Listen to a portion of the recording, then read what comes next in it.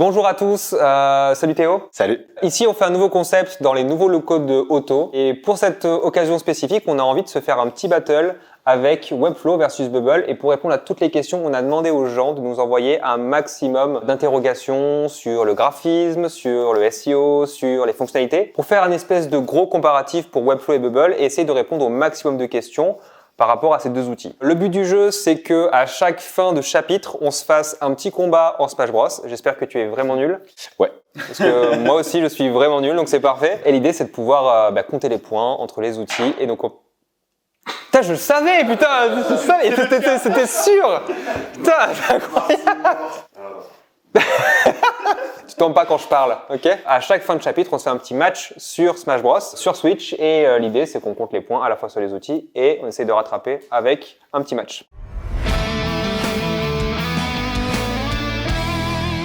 Première question, Théo, présente-toi. Eh bien, moi c'est Théo, donc Théo Roland de Nantes, Nantes City. Pourquoi Nantes City?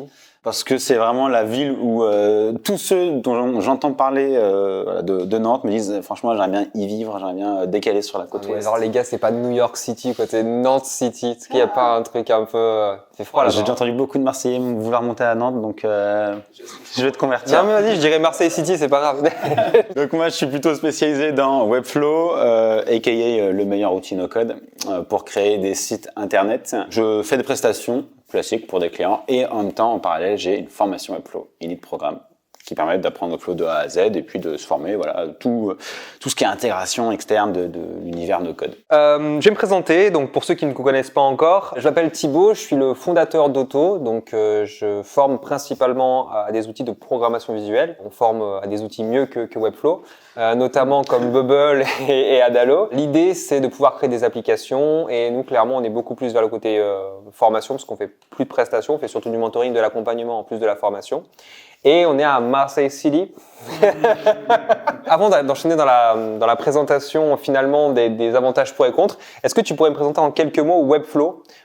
Qu'est-ce que ça permet de faire et pourquoi l'utiliser? Alors Webflow, c'est un outil qui permet de concevoir visuellement des sites internet. Donc au-delà d'un système de builder comme on peut connaître par exemple, donc avec Divi, Elementor par exemple pour du WordPress, ou alors des systèmes comme Doric, Card-Landen pour créer des sites de base.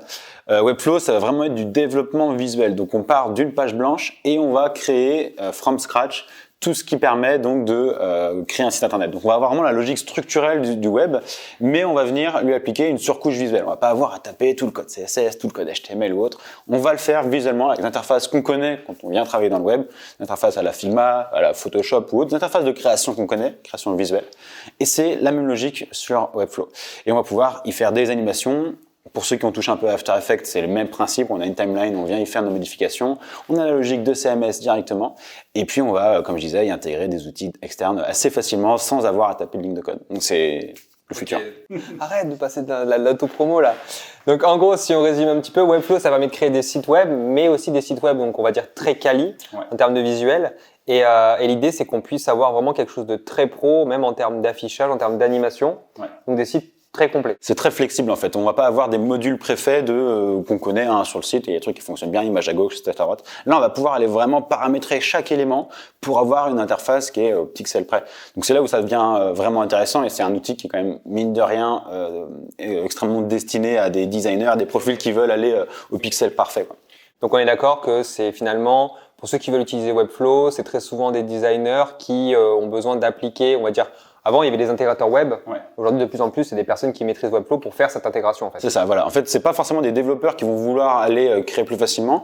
Moi, dans ceux que je connais, c'est souvent des profils de créateurs qui vont vouloir aller plus loin et pas uniquement s'arrêter au design et laisser le travail à un développeur. C'est des gens qui vont vouloir aller créer par eux-mêmes et donc ils vont passer sur la partie développement aussi avec Webflow. De l'autre côté, effectivement, Bubble, donc là, pour le coup, plus pour le côté développeur dans le sens applicatif. Et en fait, c'est un outil qui permet de créer des applications web et des applications mobiles, mais le format, c'est vraiment du custom total. C'est-à-dire que tu arrives sur Bubble, tu peux créer à la fois l'interface web, mais surtout de la partie workflow, c'est-à-dire des fonctionnements complexes. Quand je clique sur un bouton, il se passe ça. Je peux rajouter des personnes dans la base de données, je peux créer des espaces membres.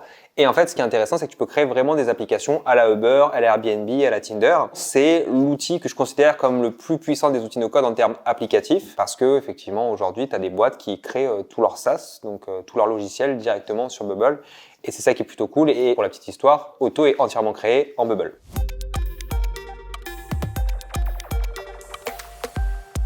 Bon, on va parler de la première question qui nous brûle les lèvres, forcément, c'est le graphisme sur nos outils respectifs. Est-ce qu'on peut faire du beau sur Bubble? Est-ce qu'on peut faire du beau sur Webflow? Alors, je vais commencer parce que je sais que c'est une question qui est toujours mise en avant. Ouais, genre avec Bubble, c'est moche. Alors, non, déjà, premier point, ce n'est pas moche. C'est vous qui n'avez pas de goût, tout simplement. Non, c'est surtout que les gens qui les font, en réalité, c'est pas la faute de l'outil, c'est très souvent la faute de la personne qui les fait. Et c'est vrai que la typologie de personnes qui créent des applications sur Bubble, bah, ils ont plus un profil de créateur d'applications, c'est-à-dire vraiment dans le fonctionnement plutôt que dans le design. Et c'est vrai que c'est des choses, même moi personnellement aussi, où je fais moins gaffe. Dans les formations, on essaye d'obliger les gens à faire du beau design, mais c'est pas le cas de tout le monde. Et forcément, quand t'es pas designer, ça se sent. Mais c'est surtout l'idée de se dire que quand on fait quelque chose sous Bubble, on est libre de le faire comme on veut. Donc le drag and drop permet de poser un élément. Et malheureusement, quand t'es pas graphiste, t'as tendance à penser que l'élément à gauche, il est posé comme ça, il est pas forcément aligné.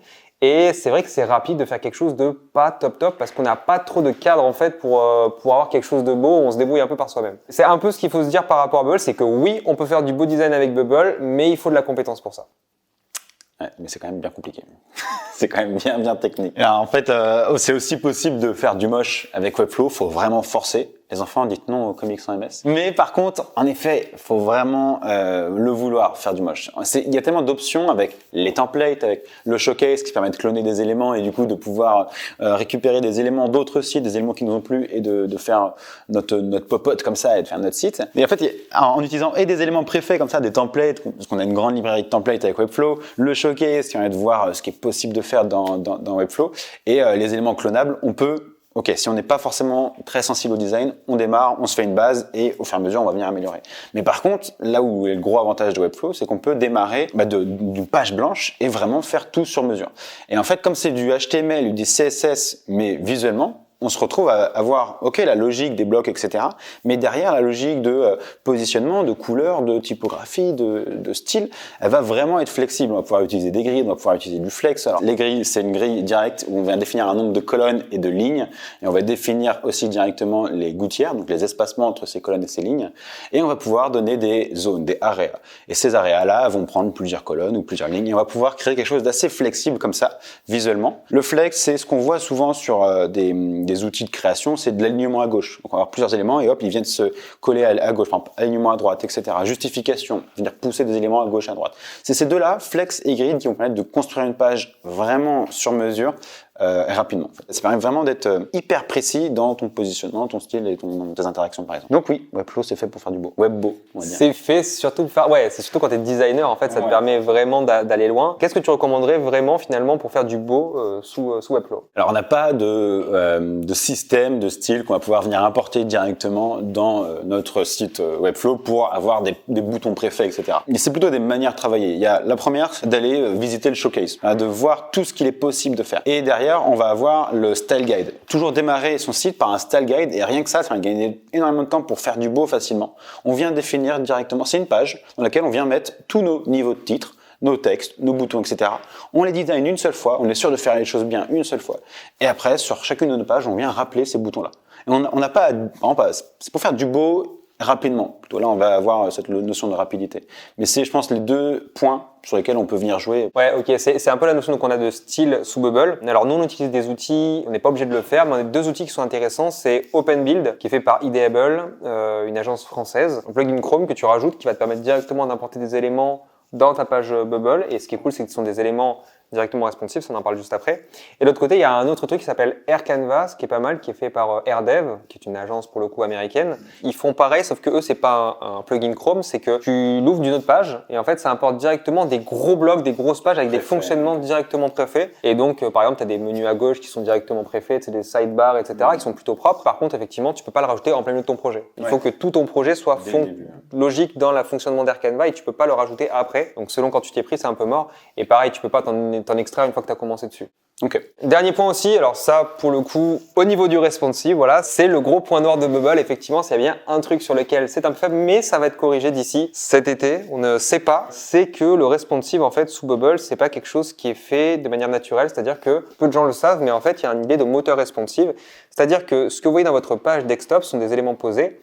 Et le responsive va se faire par des calculs qui vont être attribués. Donc, il y a un truc qui va calculer les positions. Okay. Positions ouvertes avec différentes tailles. Et en fonction, on va appliquer les calculs. C'est-à-dire que quand votre page s'affiche, il y a la page qui est de base. Et ensuite, tout l'effort de changement de taille va se faire sur un calcul qui va recalculer les positions, quel élément bouge à droite, quel élément bouge à gauche, et ça on a quelques, on va dire, règles qu'on peut placer, mais c'est très ésotérique parce que c'est pas forcément très bien expliqué, il y en a un petit peu de partout, donc ça c'est un partie UX qui est un peu particulière sur Bubble. Une fois que tu as compris les règles, ça va, mais le problème c'est que effectivement, tu as des surprises parce que des fois, tu as un petit élément que tu as oublié, un petit élément invisible. Et là, tu vois ta page qui fait des tailles vraiment qui ressemblent à rien et surtout, tu peux moduler les tailles les plus extrêmes, c'est-à-dire tu peux moduler la taille mobile et tu peux toucher aux tailles intermédiaires, mais seule la règle du plus petit ou du plus grand vont prévaloir. C'est-à-dire que tu peux avoir un affichage qui soit super en mobile, super en desktop. Si par contre en tablette c'est dégueulasse, ben, tu peux rien bouger parce que sinon ça va ça va agir soit sur l'un, soit sur l'autre. Sans le savoir, d'accord. Ah, sans le savoir. Et ouais, donc en fait, c'est pour ça qu'ils vont refaire le moteur responsive pour transformer ça avec des flexbox, donc des éléments HTML qui vont permettre d'intégrer la taille de l'élément directement dans son format de base. Et donc, effectivement, ce sera beaucoup plus facile à faire et donc plus facile à maîtriser.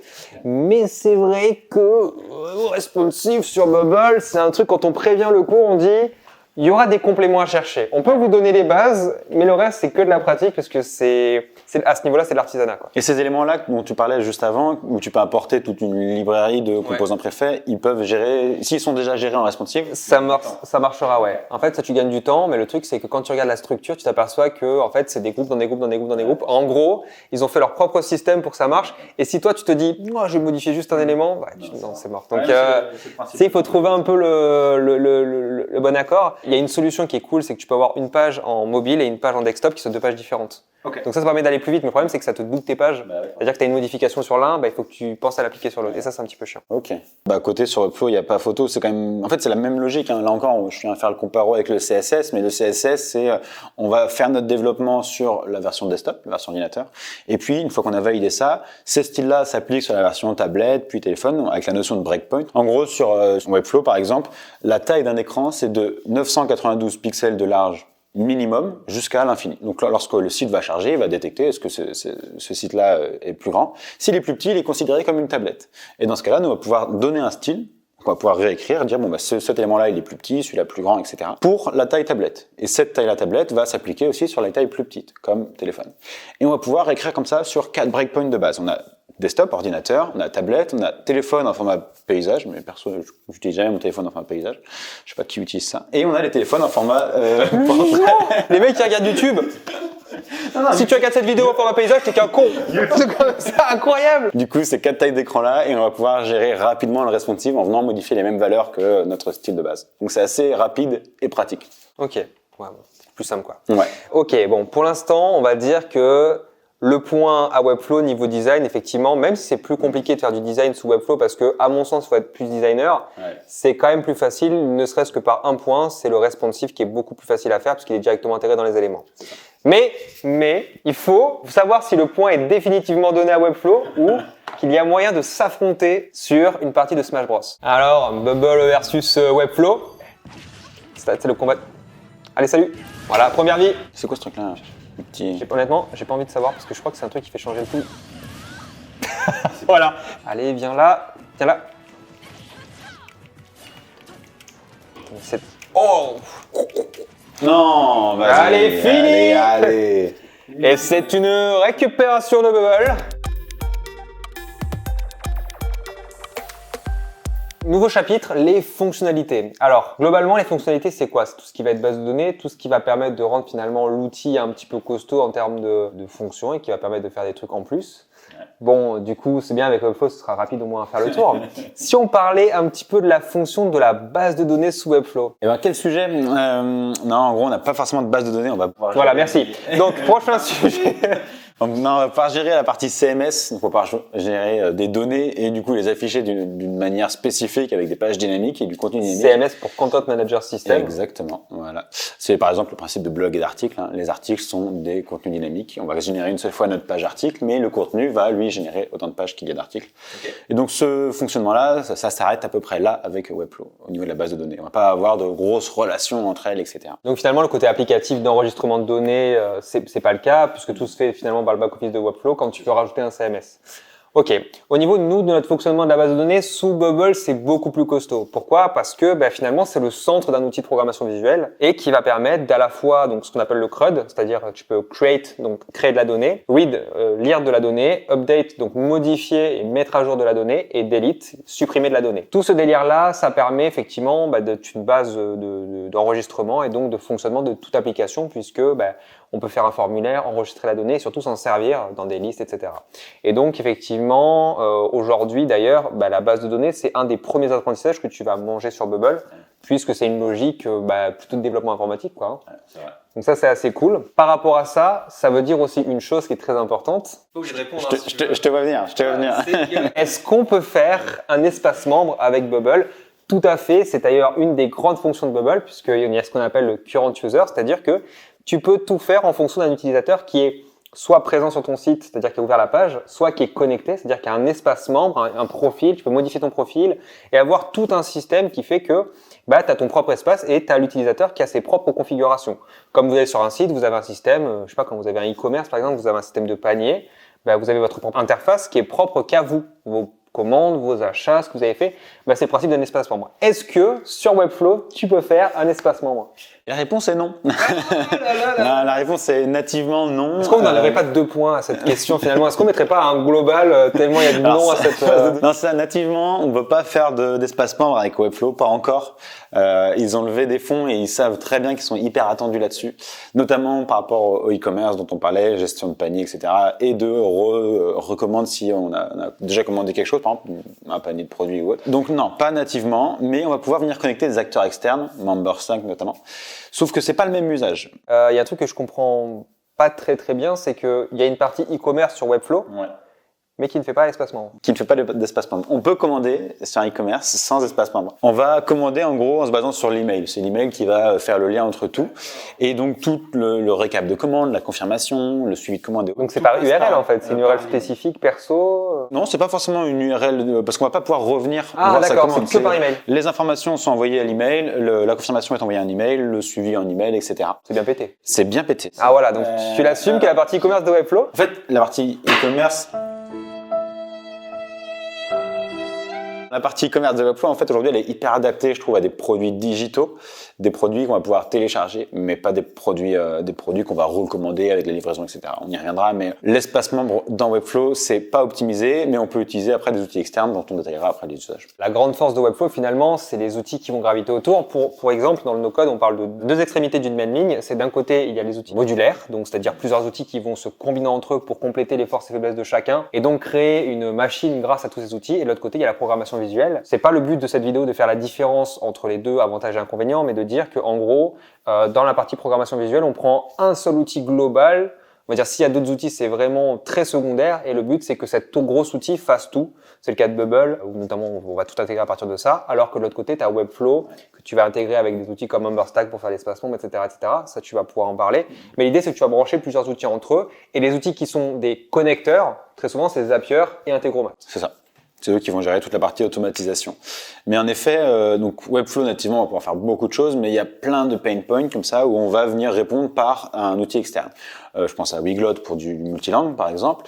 On va avoir donc Memberstack pour de la gestion de comptes clients, mais attention, c'est pas des comptes clients ou comme on disait par exemple avec Bubble, où on va avoir une page profil avec toutes les informations définies, un affichage spécifique pour ta page profil. Là, c'est plutôt t'es inscrit, tu as ton compte client et tu as accès à de nouvelles pages. C'est des pages qui sont nativement cachées. Ça peut être par exemple pour un contenu premium ou autre. Dans ce cas-là, quand on paye et qu'on rejoint, ou ça peut être un compte client gratuit, on débloque ces pages-là. Donc c'est plus dans cet usage-là. Mais on va pas avoir, là encore, même avec du Memberstack, des comptes clients pour du e-commerce. Aujourd'hui, c'est juste pas possible d'avoir des comptes clients avec du e-commerce dans Webflow. Ouais, donc en fait, ce sont des pages qui sont cachées, qui sont accessibles. C'est Memberstack qui va gérer par contre l'inscription et tout. Voilà, c'est ça. Tout passe par Memberstack. Dans ce cas-là, Webflow reste vraiment la partie vitrine.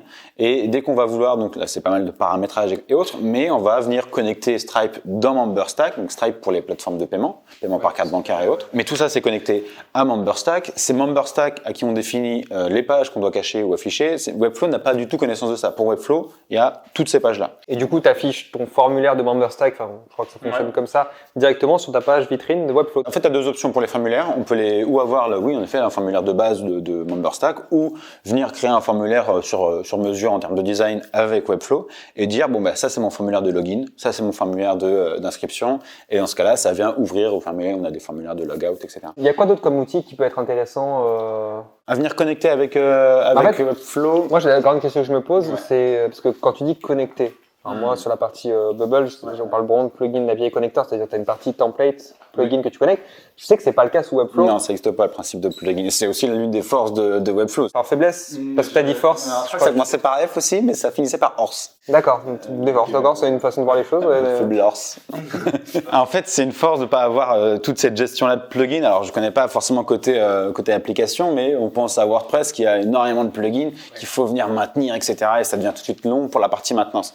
Là où c'est intéressant, c'est que Webflow, eux, ils vont fermer leur univers, ils vont te laisser gérer nativement tout ce que tu as à faire structurellement. Et dès que tu vas venir connecter les outils, bon, on a parlé de Weglot. Weglot, c'est un outil externe. Tu viens lui appeler sa petite librairie JavaScript et ça lui fait toute la tambouille. Tu n'as pas de mise à jour à gérer. Juste intégrer l'outil et c'est terminé. MemberStack, c'est le même principe. Un outil que tu as intégré, tu mets ta librairie JavaScript et c'est bon. On va avoir du JetBoost aussi pour des filtres dynamiques, de la recherche en temps réel, etc. C'est des outils qu'on vient intégrer directement. Comment ça fonctionne là du coup JetBoost? Parce que puisque tu viens de me dire que tous les outils n'étaient pas directement intégrés à Webflow, mais étaient soit en surcouche avec de l'iframe ou autre, comment tu fais pour des éléments de ta bibliothèque Webflow les faire correspondre En fait, on va avoir deux usages. On va avoir les attributs. Donc les attributs, c'est des paramètres HTML qu'on va venir. Donc, moi, par exemple, MemberStack repose sur ça. C'est là où on vient dire ce formulaire-là, c'est le formulaire de login. Ce bouton-là, c'est mon bouton profil. Ce bouton-là, c'est mon bouton logout. Donc là, ça va fonctionner avec les attributs. Et JetBoost, donc sans rentrer dans la technique, ça se base sur des classes. En gros, on va venir dire cette ligne de filtre-là va venir filtrer les éléments d'une autre collection, une liste de photos, supposons. Par exemple, si on prend le cas de Splash ou d'une librairie de photos, on a des paramètres, des filtres, et on a notre librairie en dessous de photos. Et c'est avec les classes qu'on va pouvoir reconnaître les différents principes. Mais il y a toujours une base JavaScript qui est intégrée, qui permet de venir faire fonctionner le tout. Mais ça, c'est des outils qui sont intégrés directement. On n'a pas besoin de Zapier ou d'Integromat pour interagir, faire le lien entre les deux. Mais il y a beaucoup d'autres outils qui sont automatisables et intégrables avec un processus entre les deux, de Zapier ou d'Integromat, qui viennent faire en fait le pont entre ces outils-là. Des outils de base de données, on pense à Airtable ou autre, mais le lien il se fait par du Zapier ou d'Integromat. Ok. Bon, du coup, en résumé, compliqué de faire quelque chose sur Webflow à travers la connexion de ces outils, mais effectivement, c'est possible. Je reconnais le fait que vu que l'outil n'est pas un plugin, c'est-à-dire qu'il n'y a pas quelque chose à maintenir et du coup c'est toujours à jour en fait. C'est la base de l'outil. Alors sur Bubble, c'est pas du tout la même chose. C'est beaucoup plus simple et surtout ça permet d'avoir beaucoup plus d'optimisation puisque les plugins sont faits pour Bubble. Il n'y a pas que des plugins qu'avec des outils, il y a des plugins qui fonctionnent, qui ont été créés par des développeurs, qui rajoutent des fonctionnalités sur Bubble. Donc là, l'idée, ce sont des plugins comme sur WordPress, des plugins d'amplification qui vont créer soit des éléments visuels qui vont être rajoutés sur l'outil, avec des configurations à rajouter, soit des éléments carrément dans les actions des workflows. Et ce qui est intéressant, c'est que ce sont des outils soit qui sont des outils extérieurs, soit des fonctionnements directs à l'interne, donc soit des outils qui existent, soit juste des raccourcis spécifiques de fonctionnalités avancées. Et c'est vrai qu'aujourd'hui, il y a plus de 1000 plugins, alors des gratuits et des payants. Et ce qui est bien, c'est que chaque semaine, tu en as de nouveaux, tu en as de plus en plus puissants. Il y a même des outils de machine learning maintenant. Et c'est hyper vénère parce que ça veut dire que ça rompt les barrières envers quelque chose qui était normalement du low-code ou carrément du code pur. Et ça rajoute des fonctionnalités qui sont assez dingues. Et finalement, c'est rare de ne pas trouver un plugin qui répond à tes demandes parce que tu n'es pas basé sur un outil réel, tu es basé sur un code fait par des développeurs parce que beaucoup de développeurs finalement vont créer des solutions pour Bubble spécifiquement. Et ce qui est cool aussi, c'est que vu que tu es dans une logique directement sur Bubble, il n'y a pas de rupture. C'est-à-dire que tu n'intègres pas un outil, tu peux intégrer des outils avec des iframe, etc., parce que tu as la partie HTML, mais c'est pas un truc qui arrive direct, c'est pas personnalisable et ça arrive, ça casse un peu ton design. Vu que c'est des fonctionnalités qui sont dedans, c'est hyper propre et ça se voit pas. Ok, mais du coup c'est hyper collaboratif, c'est beaucoup plus collaboratif que Webflow, mais est-ce que, supposons qu'on a un développeur qui a conçu un système spécifique qui vient être intégré dans notre site, si demain ce développeur-là dit c'est bon, j'arrête, je vais faire une autre vie, et est-ce qu'il y a un système de maintenance de ces outils-là? Est-ce qu'il faut avoir du support? Ça c'est un peu particulier, non pas forcément. En fait il y a une note sur les plugins, alors très souvent cette note, faut voir comment ça se base, parce que des fois tu as des personnes qui mettent une seule note parce qu'ils n'ont pas compris comment se faisait l'usage. Des plugins des fois qui sont pas très bien documentés. Ce qui est bien par contre, c'est que donc de base, certains plugins sont gratuits ou payants et tu as deux systèmes de paiement. Soit tu l'achètes en one shot, dans ce cas-là tu payes un prix plus cher. Soit tu le prends en général en subscribe, dans ces cas-là c'est mensuel et c'est beaucoup moins cher. C'est un truc genre 4-5$, tu vois.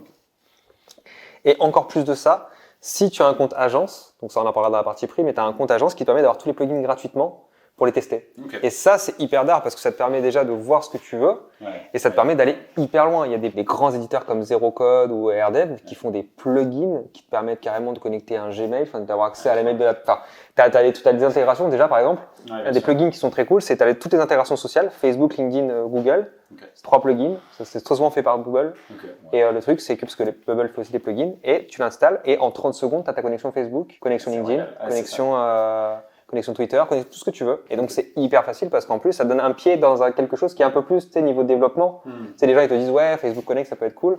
Et très souvent, on te dit, ouais, c'est la galère. Le développement, il te dit, c'est 2 jours. Non, en fait, non, ça se fait en 30 secondes. On montre en main. C'est assez dingue. Donc, ouais, c'est assez cool. Bon, du coup, est-ce qu'on peut le dire? Je pense que Bubble a gagné. Non, mais c'est deux usages différents, en effet. Ouais, c'est deux usages différents, ouais. Tu peux dire, il y a un usage et il n'y en a pas. Voilà, tu peux pas être deux usages différents, quoi. Il y en a un qui est modulaire, il y en a un qui est tout en un. Voilà, non, on peut le dire comme ça. On est reparti et là, on va fight pour les fonctionnalités. Bon, Bubble a éclaté largement Webflow puisque en fait, finalement, Webflow n'a pas de fonctionnalité, hein, clairement, en termes de sonner. D'accord. Mais tu peux rattraper ton honneur si tu veux. Si tu peux. Ouais, c'est plus si je peux, là. Ouh là là, la méta, là. Petit... Ouf. Non. Oh, c'est dommage, le premier. Allez, premier. Je domine tout le long et... Ok, le Pokémon. Prends ça. Ouais, je suis sûr de faire un Pokémon tout pété. Voilà. Le meilleur Pokémon du... Ah si, quand même, en fait. Tu as complètement disparu. Ah ouais, là, non, c'est chaud. Ah non, ça fait... Oh. Oui. Oh, tu m'as extrait du truc. Non. C'est vraiment ça. Allez, victoire de Bubble.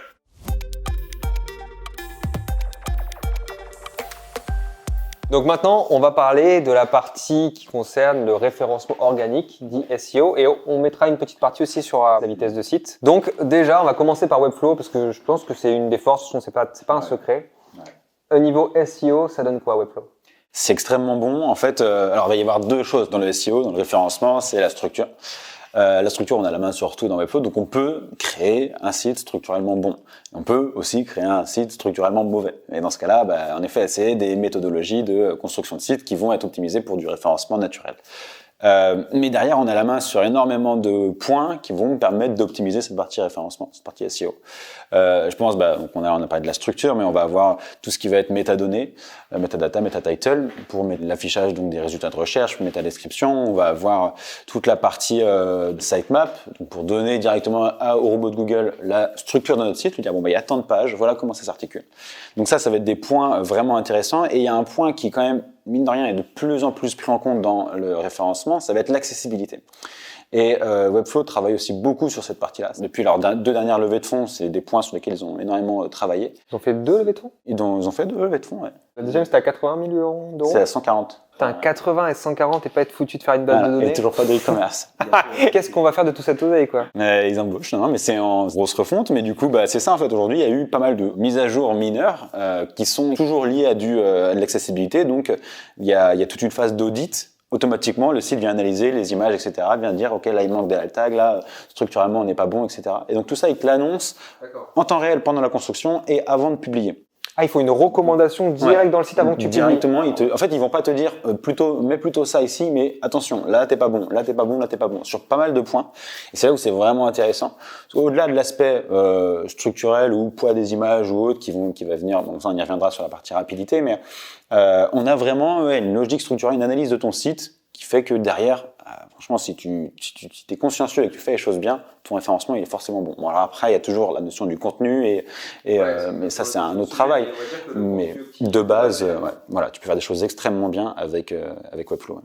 Ok, ouais, avec Bubble, c'est pas la même. Le problème avec Bubble, c'est qu'il y a pas d'audit. Il y a des choses qui sont cachées encore. Tout simplement pourquoi? C'est parce qu'on part du principe qu'une application, dans la plupart des cas, aura des pages cachées, une pas censée être référencée. Nous, on est en train d'essayer de trouver les meilleures bonnes pratiques de référencement. On sent qu'il n'y a pas eu beaucoup d'efforts, voilà, là-dessus. C'est encore en dessous du design, quoi. Et en gros, ce qui est compliqué, c'est qu'il y a beaucoup d'opinions qui sont plus ou moins vraies, qui sont disparates sur Internet.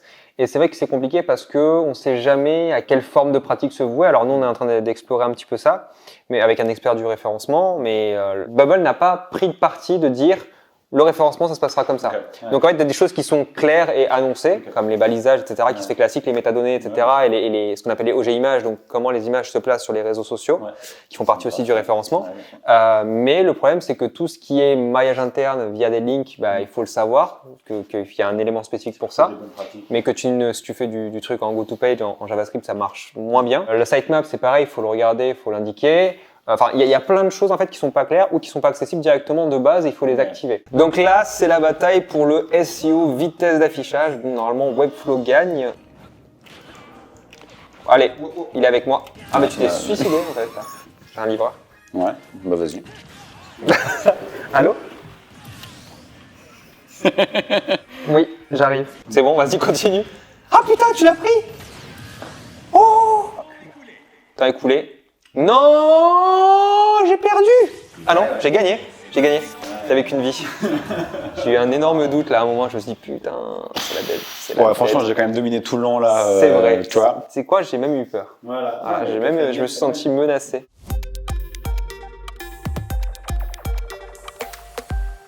Alors, niveau rapidité, forcément, Bubble, c'est un peu moins rapide. Alors, c'est pas que c'est un peu moins rapide structurellement, c'est que forcément, c'est un builder, donc ça va charger du code spécifique. C'est les éléments qui vont permettre à tout le système d'être chargé. Et du coup, on a quelques petites différences. Alors, bien évidemment, c'est quelque chose qu'on va voir sur des applications qui sont un petit peu costauds avec des appels un peu lourds. Mais globalement, si c'est bien optimisé, franchement, ça va vite. Après, plus vous appelez de choses dans votre base de données, selon ce que vous faites, et que si des gens font n'importe quoi, ils vont constater forcément que ça va être un peu plus lent. Mais ça, c'est soit parce qu'ils n'ont pas le bon forfait, soit parce qu'ils ont codé le truc comme des pieds en termes de Bubble, enfin, codé ou no codé le truc comme des pieds. Et franchement, on peut arriver à des vitesses assez rapides, même si globalement, en termes de SEO, on va forcément être impacté à cause de ce qu'on avait dit précédemment, la partie responsive. C'est là où c'est assez différent par rapport à Webflow. Où, par exemple, Webflow, on va tout de suite avoir la même base pour tout le monde, peu importe l'offre, on a le même hébergement, la même catégorie d'hébergement. C'est Amazon, délivré par des CDN, ou c'est délivré n'importe où dans le monde rapidement. C'est une base déjà qui est hyper solide pour tout le monde. Après, on va avoir toute la partie structurelle. Alors évidemment, si tu as mis toutes tes images qui font 5 mots chacune, tu en as 100 sur ta page, évidemment, ton site il va être long. Déjà, Webflow met une première bride comme ça, ok, tes images, c'est pas plus de 5 mots. Mais au-delà de ça, pendant que tu construis ta page, pendant que tu importes tes images et tes différents médias, Webflow il va tout de suite te dire, attention, cette image-là, elle est hyper lourde par rapport à ton usage. Donc tu as un rendu déjà en temps réel, tu as une pré-analyse qui te donne un indice sur la rapidité qu'aura ton site. Donc là-dessus, il y a un gros point et c'est vraiment optimal. Et en fait, là où c'est hyper intéressant, c'est qu'il y a des aspects cachés. Donc quand tu vas travailler sur la version ordinateur, puis tu vas travailler sur la version responsive, mais tu vas pas changer tes images tu vas mettre une première image en ordinateur et ce sera la même en version mobile. Et en fait, ce qui se passe techniquement derrière, pour donner un ordre d'idée, c'est que dès que tu vas importer une image, Webflow il va la dupliquer en autant de fois qu'il y a de breakpoints, donc de points de cassure, de taille d'écran différentes, et il va charger la bonne image en fonction. Il va les compresser et les redimensionner en fonction. Donc toi, tu n'as déjà pas cette phase-là à faire. Et derrière, en effet, comme je disais, toute la partie serveur et délivrabilité, enfin rendu du site est hyper rapide. Structurellement, tu es hyper rapide et tu as de nombreux points d'optimisation. Tu as un vrai suivi, un vrai audit de ça. Donc t'as toutes les clés en main pour faire un site hyper rapide avec Webflow, ça c'est certain. Alors ouais, pour expliquer juste le truc, c'est qu'en fait, en gros, quand tu charges en fonction des tailles que tu charges, pour le coup, tu vas appeler les images qui correspondent à la taille parce que tu n'as pas besoin de la même type de résolution. Donc quand tu as un petit écran, donc un téléphone, tu n'as pas besoin d'avoir une grosse résolution. Ok. Après, il y a une autre solution aussi à Bubble que je recommande de faire par rapport à la rapidité, c'est d'avoir un site, par exemple un site web, parce que les gens, ça ne fait pas la même chose, c'est d'avoir un potentiel site web sur une techno qui est plus faite pour le site vitrine, comme Webflow par exemple, et d'avoir effectivement son application sur Bubble, parce que c'est voilà, la meilleure des choses. Je crois que tu as des personnages comme ça qui sont genre hyper durs. Mais j'arrive pas à récupérer ce truc-là, je sais pas comment. Oh, hop là, t'inquiète, regarde, ça le tourne. Voilà, attention. Là, attention. Bouge pas. Non, reste là. Oh, je t'ai balayé. Balayette. Je vais te finir. Allez. Non. Allez. Non, mort subite ou pas? Ah, j'ai gagné.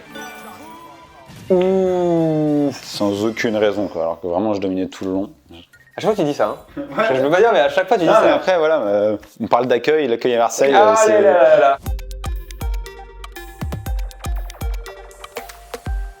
Maintenant, on va passer à la partie prix. La partie prix qui peut piquer. Alors déjà, de base, à ton outil, est-ce qu'il y a un forfait gratuit? On a deux types d'abonnements avec Webflow. Il y a les plans compte. Okay, c'est des plans créateurs comme la suite Adobe, comme tout le logiciel de création. Là, on vient payer pour créer avec Webflow. On a un compte gratuit qui permet de créer deux projets limités à 2 pages. Et ces 2 projets-là, donc, ne sont pas hébergés sur le nom de domaine que tu as acheté, par exemple. D'accord, donc c'est genre le nom .webflow. .io, voilà, c'est ça. Tant que ça s'arrête là et qu'il n'y a pas mis de nom de domaine, tu peux le garder sur ton offre gratuite à 2 projets, 2 sites. Alors, tu pourras pas exporter ton code, tu pourras pas transférer le projet, mais derrière, tu as quand même la liberté de venir tester l'outil, de voir si ça correspond à ton besoin et puis créer donc 2 pages statiques. Par contre, en effet, il y a une deuxième offre, c'est l'offre d'hébergement. Tous les sites du monde donc ont au moins un nom de domaine, l'URL, et un hébergement. Il faut qu'il soit stocké quelque part. Et donc, lorsqu'on met un site en ligne, on va prendre cet hébergement-là. On peut le prendre avec Webflow, ou alors on peut exporter notre code et l'héberger ailleurs. Donc, l'intérêt, c'est aussi d'éteindre cette cafetière. Donc, le grand intérêt, au final, c'est quand même d'héberger avec Webflow. Tu as et conserver l'aspect d'édition, donc tu vas pouvoir revenir sur ton site rapidement, effectuer une modification structurelle et republier très rapidement. Et mine de rien, tu as quand même un hébergement qui est ultra intéressant. Voilà, en termes de rapidité, tu charges n'importe où dans le monde hyper rapidement. Tes contenus, ils sont délivrés, là encore une fois, partout dans le monde hyper rapidement. Et puis derrière, en effet, tu as un aspect qui moi je trouve primordial, c'est que lorsque tu travailles avec un client, par exemple, ou que tu veux laisser la main à ton équipe marketing ou autre pour changer des textes, tu as un aspect éditeur qui est en gros le même site, le même rendu de ton site, sauf que là, tu peux venir changer directement tes images, tes textes à la volée. Et lorsque tu exportes ton site, tu perds toutes ces fonctionnalités-là. Aujourd'hui, c'est quoi le prix minimum pour pouvoir travailler? Et ensuite, c'est quoi le prix normal quand tu travailles globalement pour toi, pour un vrai site ou un site pour un client avec un petit peu de traction? Alors, en fait, on va avoir les offres d'hébergement qui sont liées. Donc, on va avoir les offres de création. Les offres de création, c'est soit gratuit, donc 2 projets gratuits, ou alors tu vas avoir le plan Lite qui est à $16 par mois, qui va te permettre de créer davantage de projets et puis de venir vraiment là travailler pour des clients. Tu peux monter, si mes souvenirs sont bons, jusqu'à 10 projets. 10 projets non hébergés. Dès que tu vas héberger un site, lorsque tu vas lui ajouter cette offre d'hébergement-là, il va sortir de ce slot de 10 places. Donc tu reviens en fait à avoir 10 emplacements. Et puis par exemple, lorsque tu as davantage de sites, lorsque tu viens gérer des sites pour des clients ou autres, tu as le troisième offre qui est donc l'offre pro. Et puis tu as une dernière offre, l'offre team, qui vient là permettre la collaboration ou autre. Mais c'est encore plus cher. Donc pour démarrer, pour tester, l'offre gratuite fonctionne très bien. Pour démarrer en tant que freelance, ok, tu vas partir avec l'offre Lite pour commencer, à $16 par mois. Okay. Voilà. Et ensuite, tu vas avoir les offres d'hébergement. Tous tes sites n'ont pas forcément besoin d'être hébergés. Normalement, naturellement, pour toi, tu as 1, 2, 3 sites, mais après, c'est tes clients qui hébergent le site. D'accord, mais mettons dans le cadre normal, on va dire que toi, tu bosses pour toi, c'est ton portfolio, tu vas le faire en Webflow et héberger pour toi. En fait, si tu n'as qu'un seul site et que ce site-là, c'est ton portfolio, ok, tu n'as pas besoin de venir payer le plan créateur. Tu le prends en gratuit.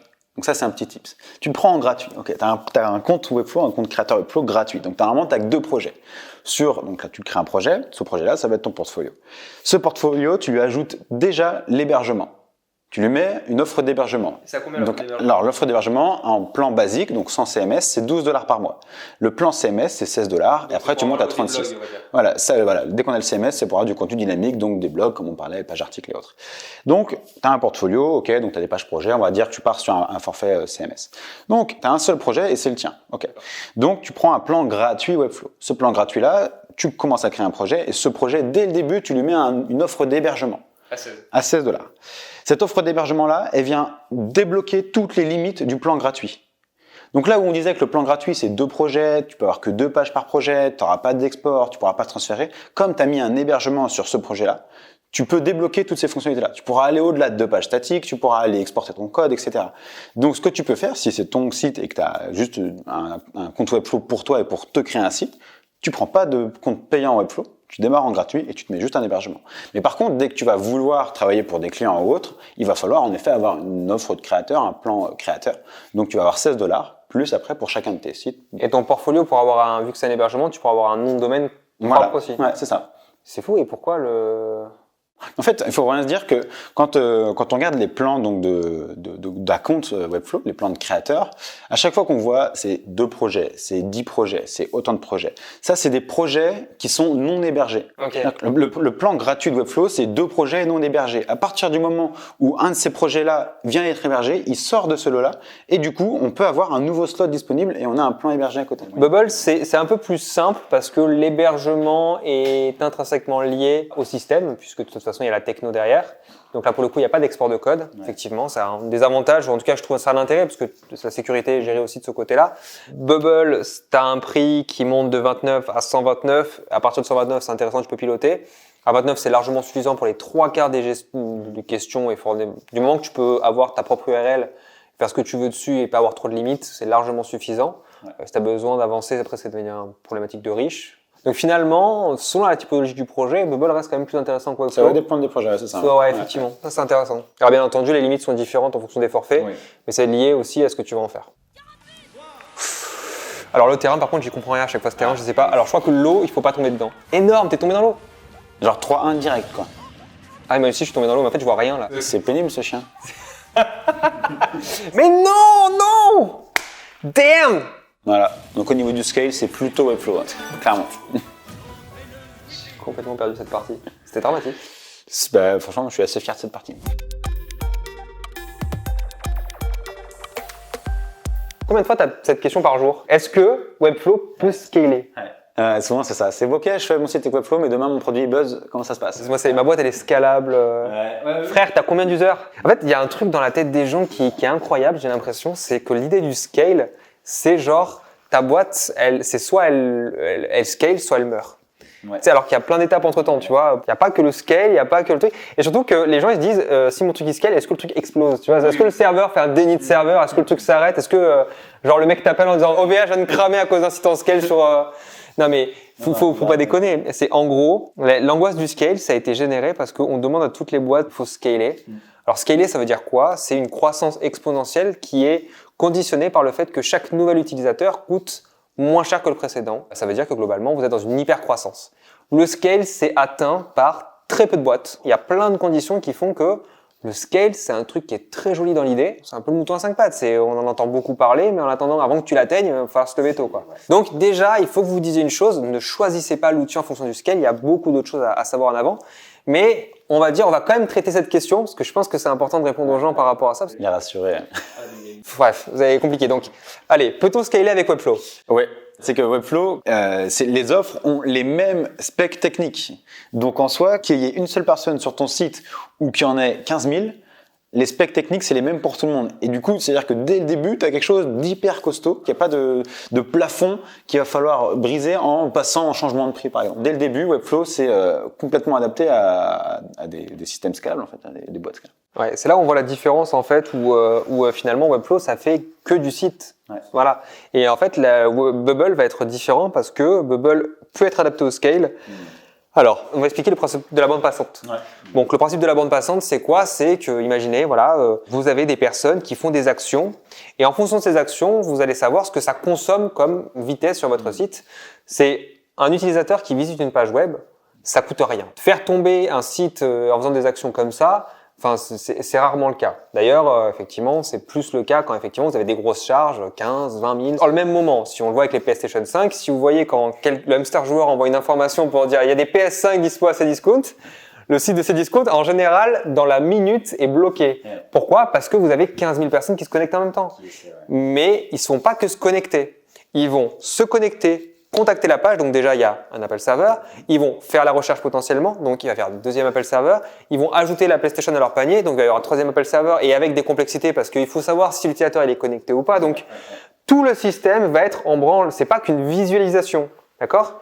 Donc du moment que vous êtes sur du Bubble, si vous faites une visualisation, ça va, même s'il y a des trucs qui chargent, ça peut passer.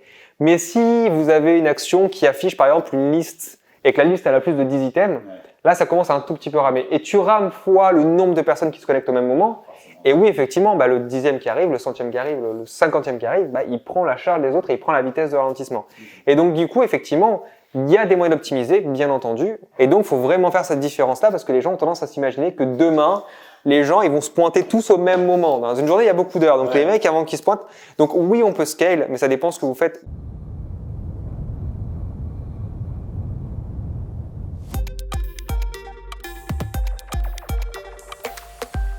Maintenant, on va parler d'apprentissage. Les outils no-code, comme on le dit souvent, ce ne sont pas des outils magiques. Il y a des temps d'apprentissage. Plus l'outil est complexe, ou en tout cas, plus l'outil te permet d'aller loin, plus il y a un temps d'apprentissage qui peut être long. J'aimerais juste dire déjà une chose par rapport à Webflow, c'est que les gens disent « Ouais, Webflow, c'est plus facile que Bubble ». Franchement, moi, je suis allé sur Webflow et je dirais faux. C'est complètement faux. Je trouve que déjà, je suis désolé, mais il y a une logique de développeur, mais écrire du code, quoi. Mais en fait, c'est du développement visuel. Donc, c'est la même logique que du HTML, que du CSS. Donc, tu vas avoir besoin de cette logique-là. Et en effet, Webflow, si on démarre, il y a quand même des choses à saisir. C'est pas uniquement visuel avec des blocs qu'on vient positionner. Il y a des choses un peu plus techniques. J'ai l'impression qu'il y a moins de connaissances de code à avoir quand tu commences sur Bubble, bizarrement, quand tu commences sur Webflow. Parce qu'effectivement, sous Bubble, l'idée, c'est pas de faire du très très propre, il y a une évolution, alors que je trouve ça sur Webflow, c'est très ingrat très vite. C'est-à-dire que si tu fais du moche, tu le vois très très vite et c'est pas rattrapable parce qu'il n'y a rien derrière en fait. C'est juste du visuel. Donc dès que tu fais moche, tu fais moche. Tu fais moche et puis ça va te prendre beaucoup plus de temps parce que dès que tu as démarré une nouvelle page, est-ce que, je sais pas, styliser un bouton, tu vas le faire une première fois. Puis si tu l'as mal fait, tu l'as mal suivi, t'as pas donné de classe, t'as pas fait de choses basiques, quand tu vas faire une deuxième fois ton bouton, soit tu as prévu le coup et tu as fait une classe qui du coup donne un style à ton bouton. Dans ce cas-là, tu as juste à rappeler cette classe-là et hop, tu gagnes du temps, ton bouton il se stylise. Ou alors, tu redémarres, tu lui mets ses petites marches, tu lui mets sa couleur, etc. Et ça, en effet, c'est des logiques de développement, de nommage de classe, de structure, etc. qui font que tu peux gagner du temps et être autonome avec ton site rapidement. Ok, donc effectivement, il faut forcément un apprentissage et qui dit apprentissage dit temps d'apprentissage. Avec ta formation, par exemple, à combien de temps t'estimes l'apprentissage pour être autonome? Alors, autonome, c'est quoi? Ça veut dire que tu es capable de te débrouiller pour faire des trucs simples à moyens, on va dire pas des trucs super complexes, mais tu sais comment, on va dire, chercher de l'information. Dans ma formation, il y a 6 chapitres. Dedans, tu as 4 chapitres. Fondamentaux, médium, avancé, expert. En fait, à la fin de médium, je considère que tu as vu l'interface, tu as compris les éléments, tu as compris la notion de structure, style, CMS et base d'animation pour être autonome, pour te dire, OK, si là, je veux faire ça, comprendre comment analyser ce que tu dois faire et aller chercher les informations au bon endroit. Ça, c'est l'autonomie. Et je dirais qu'aujourd'hui, avec une formation, en s'y collant bien, donc je dirais en y passant 2-3 heures par jour en une semaine et demie, t'es bien. Ok. Ouais, bon, là, pour le coup, moi, je perds parce que moi, je dirais, avec la formation en intensif, c'est-à-dire en accéléré où les gens peuvent passer bien 3 à 5 heures, on est sur 3 semaines, on a condensé au maximum et tu as un niveau vraiment quand même cool. Et selon ton niveau, bien sûr, tu peux aller plus vite. Et j'estime un minimum entre 1 et 2 mois pour maîtriser Bubble au niveau autonomie. Tu as des logiques d'action, de mécanismes qui sont hyper importantes et surtout, nous, on l'ancre dans le concret, comment créer une marketplace, etc. Et donc, c'est vrai que les gens me disent à chaque fois, quand je propose des bootcamps, ouais, mais 3 semaines, c'est long. Et quand ils sont dedans, ils disent, mais en fait, c'est court. Je dis oui, parce que 3 semaines, en réalité, c'est comme une nouvelle langue. En 3 semaines, apprendre l'anglais, c'est pas possible. Donc, c'est le même principe, il faut vraiment se laisser du temps en fait. La question, pareil, pour être expert. Un niveau où le mec, il peut prendre une mission et il n'a pas peur de prendre cette mission, tu vois. Pour un niveau expert avec Webflow, il faut quand même pas mal de pratique. Il y a tellement de cas particuliers. Je pense qu'il faut au moins un gros trimestre à fond. Aujourd'hui, tu apprends encore de nouvelles choses. Enfin, tu apprends tout le temps des choses. Ouais, c'est un peu... moi, je dirais pareil, 6 mois. Mais 6 mois en s'y mettant à fond et tout en ne sachant pas tout. Et donc, on va dire 3 mois, 6 mois pour des niveaux qui te permettent vraiment d'aller un petit peu n'importe où. Tu veux prendre mon entraîneuse ? Vu que... Non mais pas de souci, je vais te montrer comment gagner quelqu'un d'autre. Et là, apparemment, Théo a envie de jouer tout seul. Donc là, il se bat finalement contre lui-même. Hein. C'est un sacré combat, hein, comme on dit. Et il n'est pas arrivé à remonter, hein. C'est pas facile. Tout du long, j'ai pas réussi à remonter. Au niveau de l'apprentissage, quelle est la meilleure formation? C'est un... Oh non. Oh, tu m'as remonté en plus, nickel. Je pense que c'est évident. Hein. Avec le code J2. Mais toi, regarde, t'es toujours en bas, t'es toujours tout seul à jouer comme ça. Je suis un gars un peu solitaire, mais je galère à remonter sur la plateforme. Ta plateforme Bubble. Là, tu mérites de mourir sur juste cette vanne en fait. Mais non Voilà. Incroyable. Est-ce que tu peux t'en le mettre dans ta formation juste pour savoir? C'était juste histoire de... Quand je joue, j'aime bien... Voilà, mais meurs. Regarde, mais tu ne peux pas revenir, tu ne dois pas revenir. Non, honnêtement, tu peux pas revenir. Tu peux pas dire, je domine tout le match. Non. Oh, mec, je t'avais. Et c'est ciao. Non, mais attends, non, c'est pas possible. Non, c'est pas possible. Non, mais attends, c'est pas de ciao, je suis tombé de la plateforme, je me suis confondu de joueur. Putain. Aïe, aïe, aïe, aïe, aïe, aïe, aïe, aïe, aïe, aïe.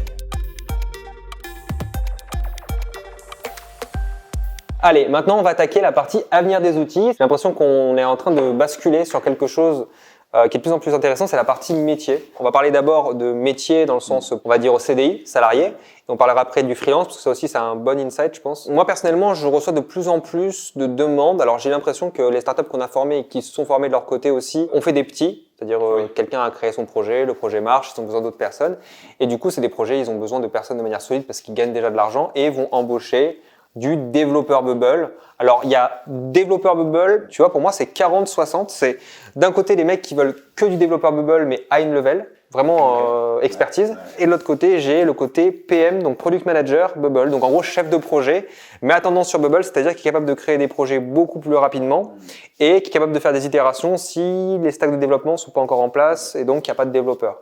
Et ça, c'est assez rigolo parce que ce sont des personnes où dans l'annonce, c'est spécifié expérience dans la gestion de projet, web notamment, et qui serait fait du coup avec du no-code. Ok, c'est étonnant parce qu'en fait j'ai un peu la même approche où des gens qui vont faire que du Webflow, c'est quand même assez rare. Il y a souvent une compétence complémentaire. Je fais du JS à côté, je fais du design à côté, je suis pareil product manager, product owner. Et en fait, il va toujours y avoir cette compétence à côté. En fait, je sais pas si à l'avenir il y aura des postes CDI Dev Webflow. Mais pour moi, en fait, c'est plus une compétence en plus pour le designer. Le designer d'il y a 15 ans, il faisait du design. Juste, il faisait sa maquette, il la montrait et ensuite à partir en développement. Le designer d'il y a 5-10 ans, il faisait du prototype. Donc maintenant, il était designer, il fallait qu'il gère tout un système pour montrer au client tout un prototype. Et maintenant, le designer d'aujourd'hui, s'il se forme à Webflow, il est capable de faire le design, de faire un prototype sur un outil de prototypage, aujourd'hui Figma ou des autres outils de design permettent de faire ça, et d'aller plus loin et du coup de développer. Et en fait, aujourd'hui, moi, je m'en rends compte dans les formations ou dans ce que je fais là du consulting.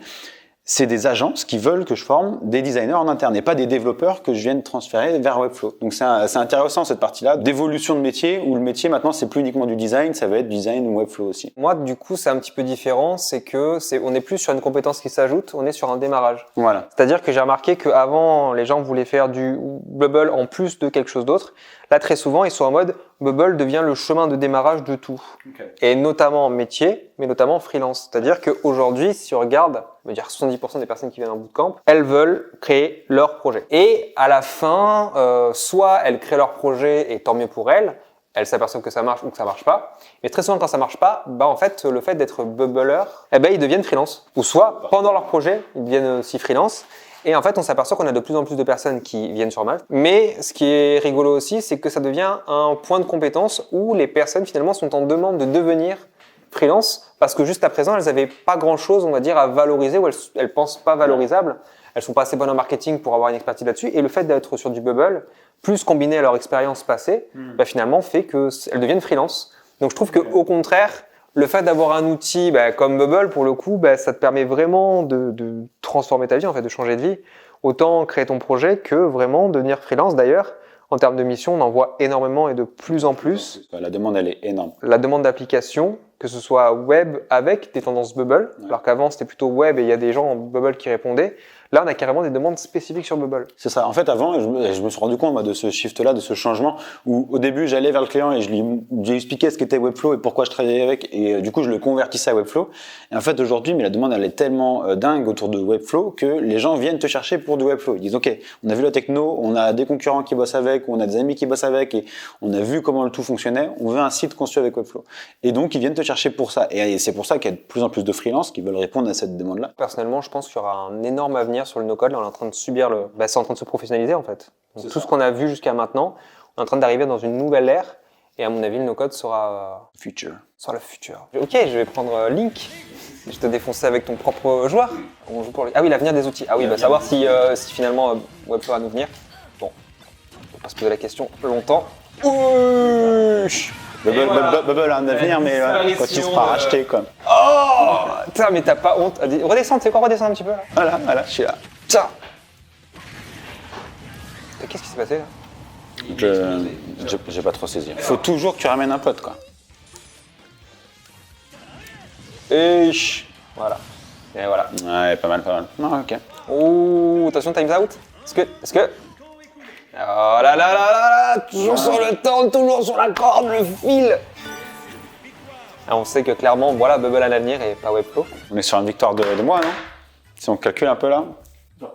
Je pense que si on calcule bien, non. La conclusion, on a eu 2 chocs. Le fait que j'ai écrasé Théo à Smash Bros et le fait qu'il n'ait que 24 ans. Ce qui fait que je me suis pris vraiment 8 ans dans la gueule. Ça fait extrêmement mal. Mais il y a une autre chose qui est très importante, c'est qu'en fait, à travers ce scoring, si vous regardez bien, même si Bubble et Webflow peuvent être comparés sur différents sujets, ils ne sont pas comparables parce que ça fait pas les mêmes projets, ça fait pas les mêmes choses. Donc s'il vous plaît, arrêtez de comparer Webflow et Bubble, ce n'est pas les mêmes outils. Vous pouvez utiliser un Bubble et un Webflow. Vous pouvez pas faire une application en Webflow, donc faites-la en Bubble. Ne faites pas un site en Bubble si c'est pas recommandé par rapport au SEO, faites-le en Webflow. C'est pas interdit. Il y a d'autres outils qui permettent de faire des sites, il y a d'autres outils qui permettent de faire des applications, mais juste faites une différence. Webflow a attaqué la branche no-code avec un énorme marketing et tout le monde en a entendu parler, mais personne n'a rien compris. Bubble, c'est l'outil très ingénierie et donc forcément quand vous allez dessus, il faut passer la barrière. Et de l'autre côté, pareil, Webflow, si t'es pas designer, tu vois l'interface, tu prends peur. Ouais. Bubble, si t'as un peu de goût, tu prends l'interface, tu prends peur aussi parce qu'elle est pas belle. Mais voilà, mais donc c'est pas les mêmes outils. En fait, c'est pas les mêmes outils, ça fait pas les mêmes choses et au final, ça sert à rien de les opposer. Et au contraire, vu que ça fait pas les mêmes choses, ça permet aux gens qui font du Webflow de venir sur Bubble. Ça permet aux gens qui font du Bubble de venir sur Webflow. Bref, en tout cas, voilà, les outils sont pas à comparer et personnellement, ça va dépendre de votre projet. Nous, on s'éclate toujours sur les outils, donc vous avez même plus d'excuses pour pas vous lancer parce que c'est gratuit. Toi, où on peut te retrouver, tes différents événements, ton actualité, ta formation? Du coup, ma formation, donc c'est Init Programme, disponible en français. Donc c'est une formation qui est liée à Webflow, qui va apprendre donc, les bases. On parlait de logique web, on parlait de structure, etc. Et on va aller jusqu'à l'intégration d'outils externes. On parlait de Memberstack, Weglot et autres. Donc ça, c'est plutôt pour la partie formation. Et on va me retrouver alors surtout sur Twitter. Je suis présent aussi sur LinkedIn, mais bon, c'est LinkedIn, donc c'est pas forcément intéressant. Twitter vie. Et puis non, sur YouTube aussi. YouTube, donc il y a des lives hebdomadaires qui traitent et de Webflow, mais aussi d'autres outils. Super. On mettra tous les liens bien sûr en description. Et moi personnellement, du coup, ça va être principalement des bootcamps. Petite info aussi, on est en train de travailler sur une V3. On va retirer les formations en autonomie. Okay. Nous, on va garder juste les tutos et on va tout mettre sur la partie bootcamp et autres formats de formation comme les nocturnes. Et l'idée, c'est de renforcer cet aspect-là pour qu'on donne le plus possible à la communauté une fois qu'elle a passé les bootcamps, les nocturnes. Okay. Et donc vraiment de faire de la formation le plus possible au côté humain, parce que le but, c'est finalement de côté professionnaliser en fait, d'amener plus loin. Et c'est ça qui nous plaît aussi vachement, parce que c'est le côté humain qui me plaît énormément. Donc voilà, donc pareil, retrouvez-nous sur YouTube. On va se retrouver aussi sur No Code France. Merci d'avoir regardé cette vidéo. J'espère que ça vous aura plu. On essaie d'avoir des formats comme ça où on interview des gens qui viennent et qui sont ramassés à Smash Bros. J'espère que ça en aura d'autres. Alex, Stan, si vous me regardez, j'espère que vous allez bien vous préparer. Et en tout cas, n'hésitez pas à vous abonner sur la chaîne d'Auto, sur la chaîne Init pour d'autres contenus. Et n'hésitez pas à activer la cloche pour recevoir toutes les vidéos et voir d'autres vidéos no code.